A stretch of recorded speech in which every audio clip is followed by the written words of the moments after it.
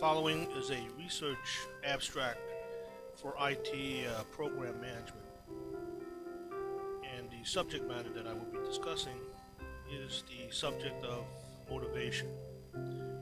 The subject of program management cannot be taught, learned, nor applied without possessing a general understanding of motivation. It is widely acknowledged that people are the greatest assets of any organization. Aside from this fact, how do we go about fulfilling human resource needs and the needs of those individuals? Motivation has many definitions, but a vast majority within the behavioral science community describe it as the internal state or condition that serves to activate or energize behavior and give it direction. The issue that is often argued and open to debate is deciding whether motivation is a primary or secondary influence on behavior. Is it due to past conditioning, a motivational process from an internal state of emotion, or some other explanation? Clearly, how an organization interprets the manner with which motivation is addressed will determine how leaders and managers will effectively handle human resource management. Motivation is often discussed in the context of learning. It is also clearly related to arousal, attention, anxiety, and feedback/reinforcement. A person may need motivation in order to learn, whereas anxiety can decrease that same motivation. When a reward or feedback is received, the likelihood that the action will be repeated is generally increased. There are a variety of scientific theories on motivation, but most fall under two general competing philosophies. According to classical conditioning, reinforcement is the primary factor that determines motivation. This theory studied the variables that affected behavior, such as initial drive, incentives, inhibitors, and prior training. Basically, drive is essential in order for responses to occur.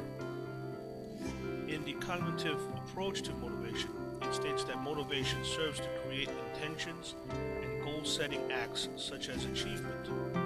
Motivation to achieve is a function of an individual's desire for success, the expectancy of success, and the incentives provided. Studies have shown that in general, motivated people prefer tasks of intermediate difficulty. We also seek balance in our lives and resist influences or expectations to change. Called the attributive theory, it proposes that we biologically attribute explanations to our successes and failures. As we mature, we rework and reorganize our thinking to more accurately portray and see the world. However, after puberty, when biological changes slows, our ability to change these attributions become much more difficult. When we ask people who are successful what motivates him or her, very likely the answer will be goals. Goals are often associated with motivation and success. It's possible to succeed with someone else providing the motivation for you, like your parents. The motivation that comes from within is really what makes the difference. Certainly, you will need some intelligence, knowledge base, study skills, and time management skills. But if you don't have motivation, you probably won't get far. As an example, Boston University students may honestly have an interest in learning, an important motivator, but it is equally more important to have a strong desire to learn. When you put these two things together, you create success. Success in an endeavor will lead to further interest and a greater desire to learn. It follows that motivation then extends itself toward other established goals. The ability to control your motivation can be a skill worthy of honing. Like riding a bike, controlling your motivation is a skill that can be learned and mastered. These days, goal setting, leadership training, and a host of motivational cliches and catchy sayings inundate the fabric of our lives. We are told that there are rules that separate effective teams from ineffective ones. We are sold boxed solutions to help us achieve our goals and greatly improve the quality of our lives. What is the truth? For instance, on the website www.motivationtools.com, the following are offered as 9 rules for effective teams. Number 1, get the job done. Number 2, consider employees as an investment, not a cost. Number 3, employee byproducts of leadership style. Number 4, sharing knowledge inspires motivation. Number 5, coach, not control. Number 6, worker/team responsibility. Number 7, supply quality resources. Number 8, opportunity to learn. And number 9, wages. Some of these suggested rules are obvious, but I would argue that wages, while a motivating factor, is rather thin and seldom provides for fulfillment or satisfaction. The website further states, effective worker responsibility requires above average wages. Responsibility is no substitute for low wages. High wages inspire leaders to manage inefficient wages. Low wages promote sloppiness. Wage level influences attitude and output quality.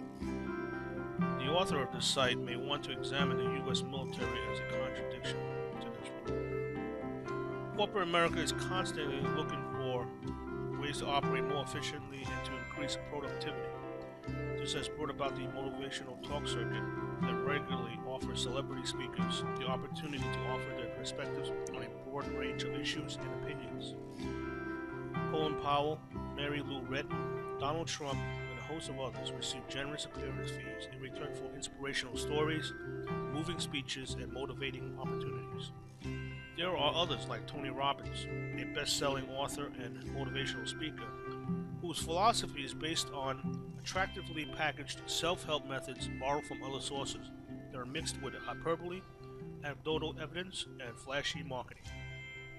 This can be confusing because to fully accept the promise that a professional motivational speaker will work on employees, one must also accept that everyone in a crowd of listeners share the same motivating factors and that we are a homogeneous group with similar thoughts, interests, and desires.